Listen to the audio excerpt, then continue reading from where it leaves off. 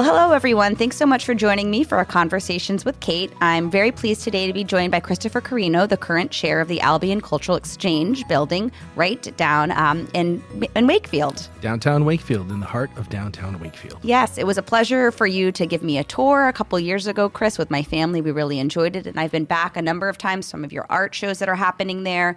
You also host some great community events in the space. It's really a cornerstone for Wakefield and to support our arts and culture community. And in fact, speaking of that, my first community conversations this year was about lifelong learning.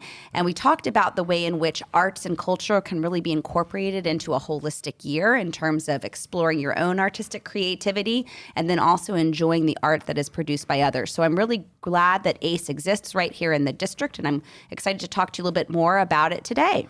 Fantastic. Looking forward to it. Yes. We've worked really hard. Yes, you absolutely do. And the legislative delegation in Wakefield has been really pleased to support your work with almost $100,000 over the last couple of years that I've been a state rep to support accessibility upgrades to the building, as well as working on some refurbishments to ensure accessibility to second floor artist lofts. I know you've done a lot of work in that building. Absolutely.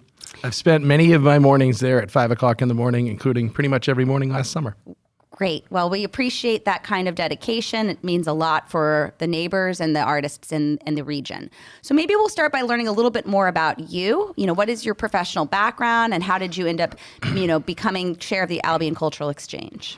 Sure, no problem. A little bit about me and then a little bit about how I connected with ACE and how that all came to be. I've been in the marketing and technology business for about 25, 30 years. I worked in venture capital doing software audits, database marketing, social media marketing. We now call that social commerce a little bit. And I've worked with community and business leaders to try to help them tell the story of their brands. Professionally, I've worked with Citibank, Dell Computer, Lucent Technologies. I worked with Orange County government down in Florida. I've worked with the government of Argentina. Wow. I've also worked locally with the town of Wakefield, the city of Melrose, the town of Linfield, the town of Reading.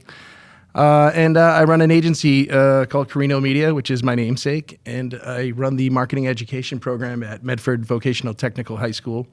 And we run the school store. And for my seniors, we teach them how to interact with businesses in the community and perfect, social media and social commerce. That's fantastic. It's a really nice background, and I can see how all the work that you've done in the past is really making a difference in the promotion and work that you're doing for ACE. Absolutely.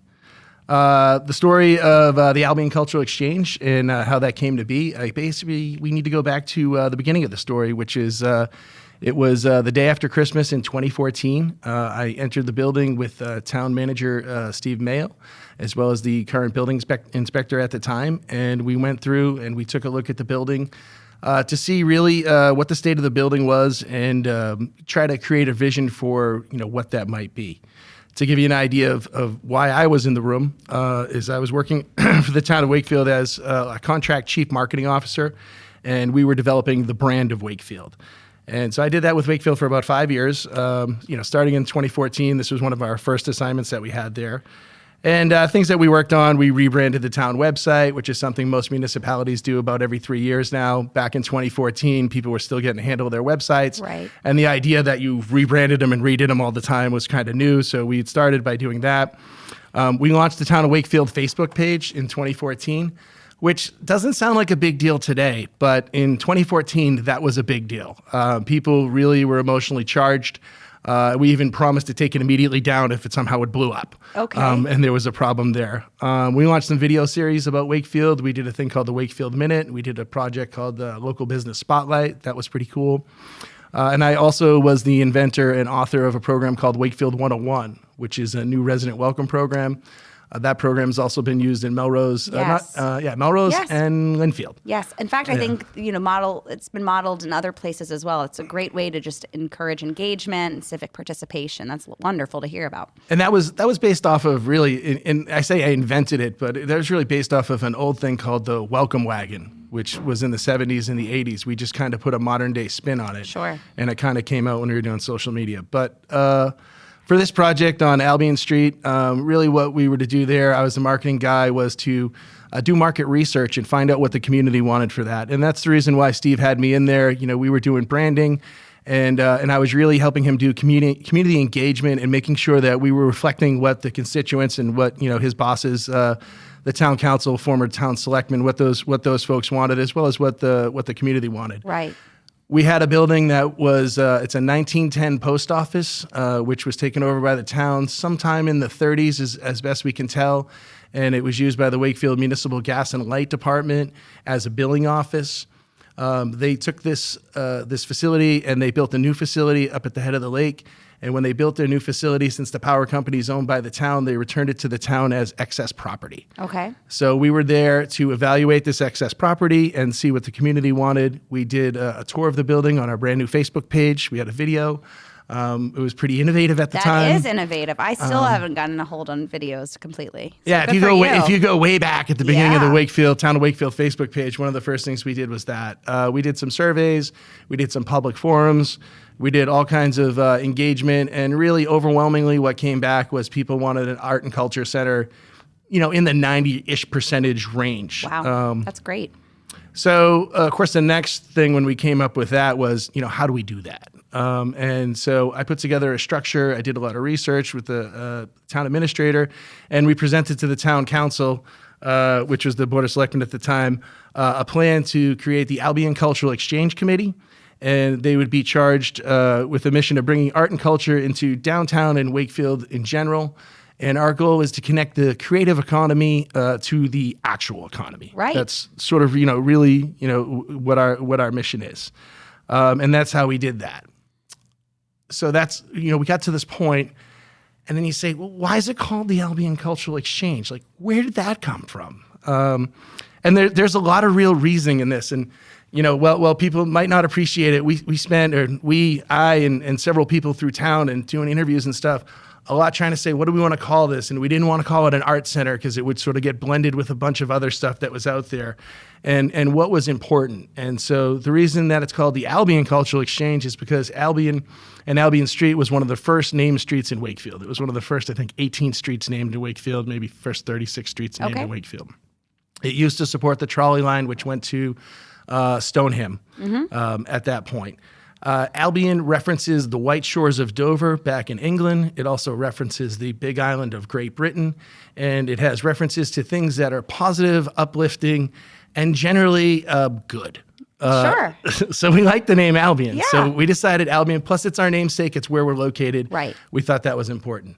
Cultural was because it's more than just art. It's about expression and different forms of expression, and letting people know that it's more than visual art. There's more to it than that, and it's for everybody. Right. So cultural, whatever that means to you. Sure. And then exchange it's about the exchange of ideas. Right. So when we name this, it's the Albion Cultural Exchange. A little bit, honestly. We called it ACE for short. That helped me out because I've done a lot of writing for this building. It's been 7 years now, so when I can just abbreviate the ACE, that's of course, it's perfect. I identified it first. Sure. But Albion Cultural Exchange. Albion is an important name to the town of Wakefield. It means things that are good and pure. Cultural, again, integrating everybody and the exchange of ideas. So that's why it's called the Albion Cultural Exchange. And exchange also, to me, references sort of like communal, right? You exchange with someone else, so it's a gathering place, a place for the community. That's great. Exactly. So that's how how we got our name. Sure. It's sort of the genesis of getting there. Along the way, people that are very important to this process. Of course, first and foremost, Steve Mayo, the town manager. He brought me in to do the market analysis and to do really all the proper things to do a proper marketing analysis so that he had full information when he went to the town council and when he went to other people, that he could speak in a clear and positive, consistent and reflective tone of the constituents. Former state rep and current mayor of Melrose, Paul Broder, many nights with Paul saying, how do we do this stuff? And he helped out tremendously. That's great. State Representative Donald Wong, good buddy of mine. I've hung out with Donald so many times. We've just had a ball together. He's a fun guy to hang out with, and he's one of the most genuine people I've ever met in my life.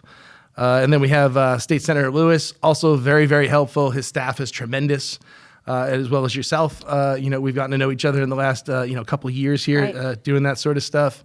Other people along the way, we've worked with the Massachusetts Area Planning Council, and they helped us do economic studies of Albion Street and this thing that we call the Albion Arts District, which isn't an official state district, but we pretended sort of as it was, that we're going in that direction, and we are going in that direction.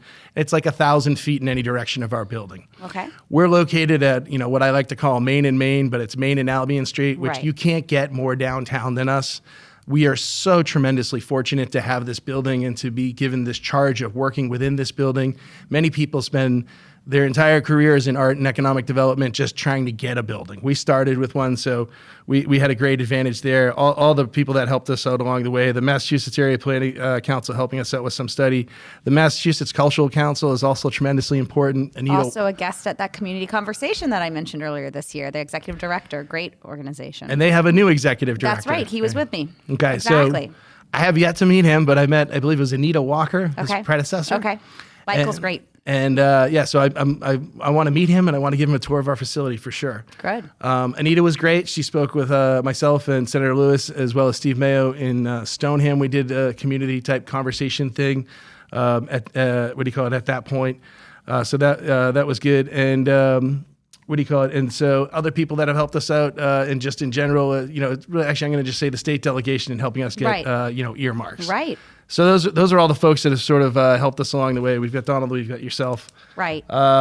So maybe we'll talk a little bit about where we are today. I really appreciate that history lesson. I didn't realize that it was, not even a decade ago that you walked into this building and had to decide how to use this amazing asset that the community had.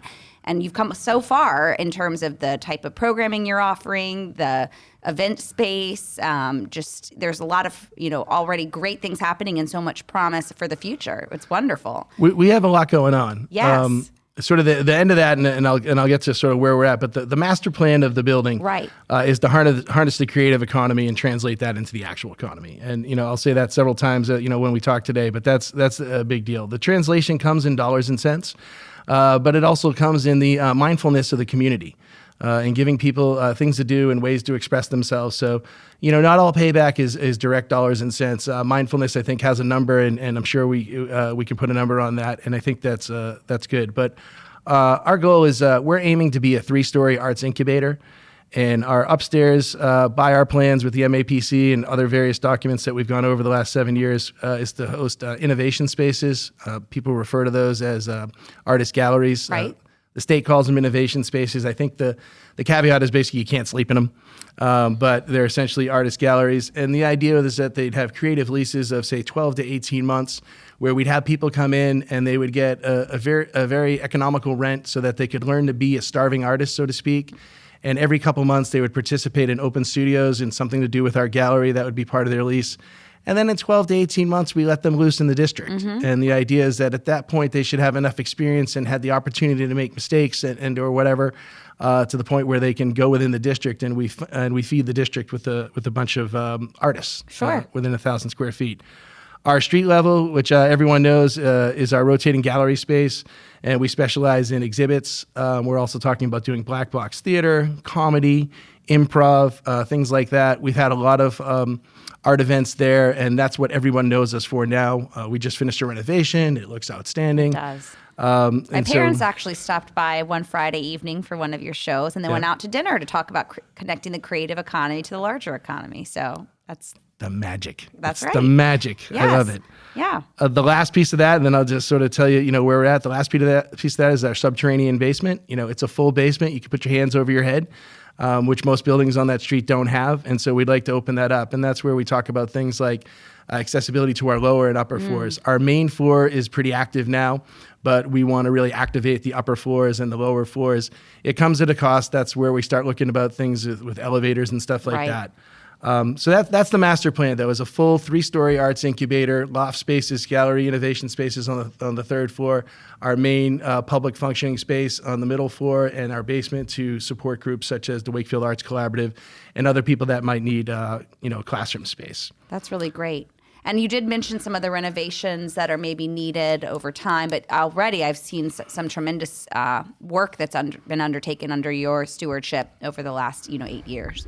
Yeah, we put in brand new accessible bathrooms on the 1st floor. That was really our first thing that was very difficult to do, and our first accomplishment, which was great. Right, because you're dealing with, like you said, a building that was built in 1910. So Right. So being able to, provide access to as much of the population as possible, as quickly as possible was a big deal. And also just not having to go to the basement to go to the bathroom and do other things. So that was good. Things that we've added, we added a modern day hanging system, which is by a place called Gallery Systems. I believe they're just on the Rhode Island border. Once you start looking at these things, you start seeing them everywhere, kind of like when you get a new car. Right. All of a sudden, everyone's driving your car. Now, when I go to the mall or I go to any places and I see how photos are hung, I see that they're using these professional systems. So we've got a professional system throughout our entire place. And that's, I'm assuming, pretty critical because you're doing new exhibits, on a rotating basis. And so it's probably better for the art, easier for you if you've got a more modern hanging system to move things in and out. It's faster. Yeah. And it doesn't beat up our walls. Exactly. Right. It looks great. Yeah. So that's worked out really well. We also ripped out our floors and we got rid of some asbestos, and we worked with our public works department to do that. That was a very expensive day. We put in luxury vinyl tile to look like hardwood with that gray distressed kind of look. It's slip resistant. It's dent resistant. It doesn't squeak really much anymore. All that sort of stuff. We ripped out all the old lighting and we put in new LED lights at what we call 3000K, which is a lighting color, which art's supposed to be, best viewed at. Sure. So we did that. We've got 14-foot ceilings, and we painted them down 18 inches with a tricorn black, which is one of the 3 true blacks that are out there. So if you're an art nerd, you're into what I just said. Okay. So the black on the ceiling is a true black, intentionally a true black. It comes down 18 inches. It's got the LED lights. They're specifically spaced with certain angles and stuff. I can get into real specific details. We did that. So the lights look awesome. The floors look awesome. We put in moldings in places where moldings weren't before, or they were cheap when we ripped them out. And so we did that. So everything, really looks good as far as that goes. So yeah, the luxury vinyl tying, the lights, the tricorn, floor and ceiling moldings, we've done that. And there's really nothing like this in our immediate area. So the marketplace is responding to us by lots of inquiries. There's just nothing like it really on the North Shore, especially with the ceilings, the height that we have our ceilings, and with all the modern day amenities. So that's basically, roughly, where we're at. As a building. And then can you tell people sort of about how, if they're interested in coming by and engaging, sort of what's the programming like? What are the hours? How would they find out information about what's coming up? Sure, absolutely. So a couple ways to connect with us. You can connect with us, albionculturalexchange.org. That's our website, sort of the hub of everything. You can connect to us on our Instagram, on our Facebook as well. We are starting to send emails out to people. We have an email list sign up that you can do. Artists should connect with us with our in-house artist group. We have the Wakefield Arts Collaborative. They meet the second Wednesday of every month. It is open to everybody, whether you live in Wakefield or not. It's the Wakefield Arts Collaborative, just because we meet in Wakefield, and that's sort of where they started. We consider all the groups, our facility as well as all the groups, to be regionally based. So the Wakefield Arts Collaborative has 30% of the members are also in the Linfield Artists Guild, which has done work with us, and 30% of them are involved in Middleton and in Melrose and Reading and that sort of stuff. So artists can definitely connect with us with our in-house artist group, and you can show up once a month and you can have some social time and some collaboration time. Artists and future artists, as I like to say, can respond to our call to artists. So we have calls to artists, and we're getting better about on our website, putting out like the next 2 years of programming of we're sort of getting to that point. Sure. So it's no longer like, hey, what's happening in the next 60 days? I can tell you that we have a show called Bring the Good 2023, which is going to be next January and February. Tell me that. Say that again. It's called Bring the Good. Bring the Good. What does that mean? Well, the concept behind Bring the Good is really just each year it changes. Yeah. And it's all about positivity and and just happiness. It's run during January and February, which are notoriously terrible months to be in New England. Oh, the worst. And so it's called Bring the Good, and the idea is that if you show up, please bring the good.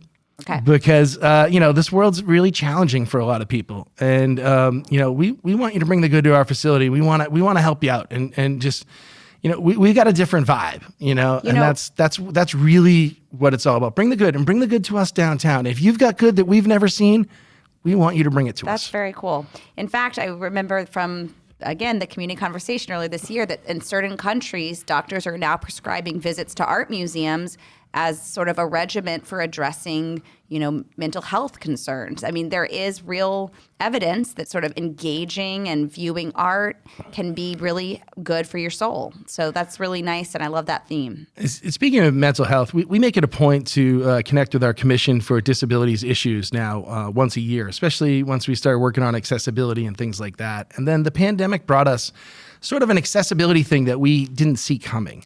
And what that is we started doing private tour experiences. And because with COVID, you had to limit people and that sort of thing, and we wanted to stay open, we started limiting our groups and figuring it out. But then we realized that private tour experiences and through feedback and of people emailing us apply to a lot of people who have anxiety issues and who don't want to be with other groups. Before the pandemic, this existed, but with the pandemic and us doing smaller groups, we started to realize this was a market that we had never served before. So now for all of our shows, we offer private tour experiences so that people can come in with their own small group of people and people that they feel comfortable with.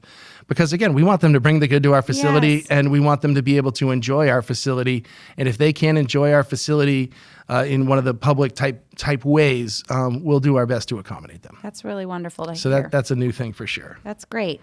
So thinking about the future, you've already sort of described what the master plan envisions for all 3 of the floors. People can go to your website to see programming that's planned, in the coming months. What else would you want policymakers like me and my colleagues to be thinking about, or neighbors in the community who want to get involved and support the mission and bring the good to everyone? Well, for policymakers, I mean, I hate to be as frank as we're going to need a lot of money coming up. We've used the money that we've gotten judiciously. We've gotten around $200,000 in earmarks. $100,000 of it came in the second round. Right. What do you call it? That you helped us attain. We did our bathrooms that cost almost $100,000. We did this latest renovation that cost almost $100,000. Add in some expenses, we've spent that money. We have architects going in there to increase our accessibility. In fact, I was in there all day last Friday measuring out things. And we're looking at accessibility through our front door, whether that means that we do a ramp because we have a little step right now, or whether that means we come in through the back. We're working with the building owners in the back. The Santander Bank building is moving down the street. They're going to convert that building into something, and we talked to them. They have a parking lot in the back that we'd like to have a little more access to, and potentially an entrance off of Chestnut Street, which is another way to come in for accessibility and get kind of that Newburyport effect where you sort of have everything kind of going around in a brick streetscape. Albion Street's had a lot of renovations in the last year, and that section right by where we're at is destined for a change. It's part of the Envision Wakefield project. We call it Envision like 1.1 or something like that. We want to put a promenade in the front and make it so that people can get to us. We want to do block parties and have concerts down there. We want to do a lot of stuff. So for the future, I know that we've got the architects and our accessibility money. I believe we have a $25,000 accessibility pool of money that we're working with and paying for our architects to figure out how do we get upstairs? Right. When does it make sense to go upstairs? That's a big bill. How do we improve our access on the front? What does the sidewalk look like? And we were talking about the sidewalk last week, and I had some guys from Somerville and some other people that work on the architecture team, and they were talking about, we could have a pedestrian promenade in front of our place. We could have it open up so that kind of like the Greater Boston Stage, where we have a big entryway, but we might be able to adapt that for the winter where we don't need that, where it can be closed off and the plows might be able to service the streets better. So somewhere between, what's often referred to as complete streets, and then there's a new version of that, of how do we use the space in front of our building, not only for grand entrances. We do for the seniors in the, in the show coming up next month, we do a red carpet for them. And so we really try to make the place look dynamic. But, how can we do that? How can we do concerts down there? And then how can we adapt in the winter when maybe we don't need all of the things that we might, really want in the summer? So we're going to be asking our constituents to support us with plans for future accessibility and that sort of stuff coming up. We have a new show. I can't announce it right now, but we have a new show we're going to announce for September coming up, which will be an opportunity for anybody in the community, an artist or a future artist, to participate in the show. In October, we have a show called Creatures and Critters, which is being run through the Wakefield Arts Collaborative, which is our in-house arts group. And so anybody who wants to participate can join the Arts Collaborative, can start attending their gatherings where they talk about art and other shows. Our arts group in town, they also do the BB Estate here in Melrose. There's a place called the Blake Estate. There's a few others going on. So we've got that coming up. In November and December, we've got several holiday shows. We've also got the Wakefield High School a cappella group coming in. In January and February of 2023, we will have Bring the Good 2023, and we're hoping to, working on this now. We're going to add comedians, I think, to it, and we're also potentially going to do some improv. So when we do our shows, we like to do them layered, and so the first layer is usually the art, right? And then the second layer, like we just did with the Linfield Artists Guild and with our Arts and Edibles show, we do like a meet the artist kind of thing. So we have the art show going on, and then we always have a sub event. The last few weeks of our Art and Edible show, we had the Wakefield Garden Club there, and so they were talking about their community improvements, including the Welcome to Wakefield sign and their big sale, The Floral Way. So we end up with multiple groups using the facility at the same time, and we try to bridge the tangent by art.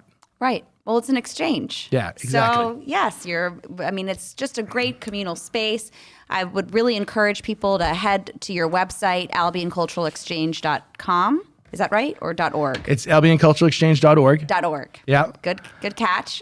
Nobody took the .com, including ourselves. But you are an org, so yeah. that makes sense that you would have that. So that's a great place to go to learn more. Anything else you want to leave us with before we wrap? I just encourage everybody to bring the good. So if you're having a bad day, or you're having a good day, look us up, come down, come visit with the Arts Collaborative for a social gathering. Come to our art shows. Our art shows don't work if, it's not just for artists and their families. Right. Our art shows don't work unless people come to them. So come to our facility. Come see us. We're open. We're trying to get hooked on a lot of Friday nights. We've been doing Friday nights from 5 to 7:30. So I'd say, it's a reasonable, if you happen to be by on a Friday night and around between 5 and 7:30, chances are we're open. We're not open every Friday, but most shows are. You can go to our website, albionculturalexchange.org. You can find us on Facebook. You can find us on Instagram, or you can email me direct if you just, need a little inspiration for anything. Right. And I'll also just make another plug for how attuned you were to, sensitivities that people may have and looking for opportunities for them to even visit, with a more private or, close-knit tour. And that was a really great addition that you've made to your programming. So thank you for that. Yeah, we're excited about that. Again, yeah, if anybody wants to come down and they want a private tour and they can't seem to line up with something we have, we will do whatever we can to accommodate them. Well, Chris, it's so nice to talk to you. I really appreciate you joining me for Conversations with Kate to talk about the Albion Cultural Exchange ACE, a true community treasure in the district. So glad to be working with you and learning from you. All right, I appreciate it. Thank you very much for the opportunity.